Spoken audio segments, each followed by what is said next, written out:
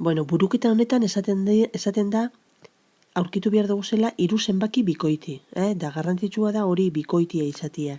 Zenbakiak bikoitiak izatea eta ondokoak, nahi dago esan, bata bestin atzetik datozela, baina bikoitiak badira, lehenengo zenbakiari, X, deituta, eta hemen gaoz aurkezpena egiten, derrigorrezkoa dozun aurkezpena, lehenengo zenbakiari X esaten badiogu, bigarren zenbakiari, esan beharko dutzagu, X gehi bi.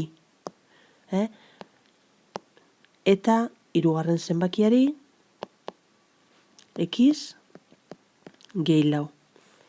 Orduan, esaten dabe, topa behar dugu zela, 3 zenbaki horrek kontuan izan da, hirugarrena gehi lehengoaren hirukoitza eginda, hau da, hirugarrenari gehitu behar dutzagu lehengo zenbakia, baina 3 aldiz eginez. Beraz, hirugarrena gehi lehengo zenbakiaren hirukoitza eginez, horrek ematen du bigarrena baino, eta hemen dago bigarrena baino 20 unitate handiago.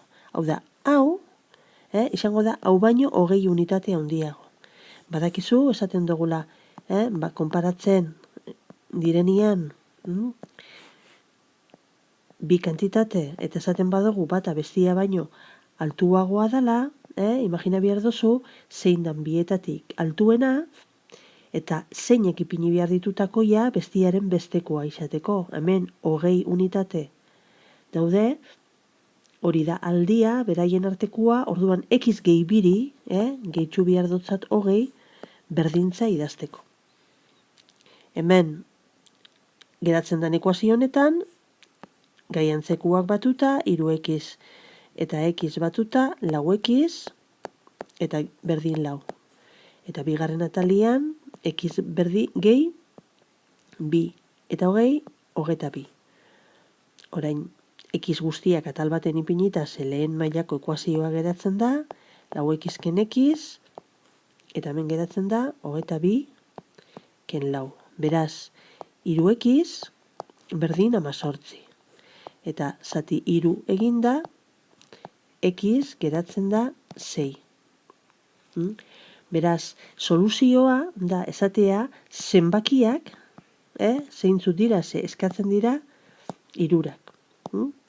Bata da x lehena, ze guk x izena emondu zagu lehenguari, eta orduan hori izango da 6, urrengu izango da bera gehi bi eginda, eta urrengua beste bi gehituta, 10. Da horrek dira aurkitu behar ziren zenbakiak.